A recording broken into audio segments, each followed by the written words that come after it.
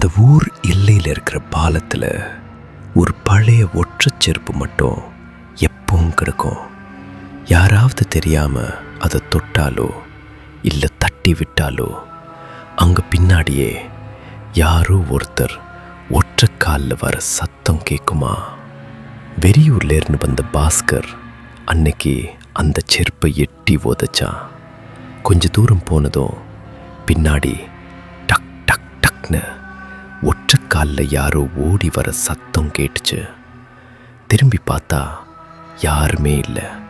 ஆனால் மண்ணில் மட்டும் ஒற்றைக்கால் தடம் பதிஞ்சுக்கிட்டே அவங்கிட்ட வந்துச்சு. பயந்து போய் பாஸ்கர் வீட்டுக்குள்ளே ஓடி வந்து கதவை பூட்டினா.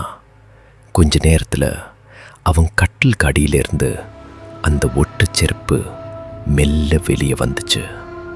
அதுக்கு மேலே ஒரு குரல், ஏன் உதைச்ச, இப்போ உன் காலை கொடு, நான் போட்டுக்கிறேன்னு கேட்டுச்சு.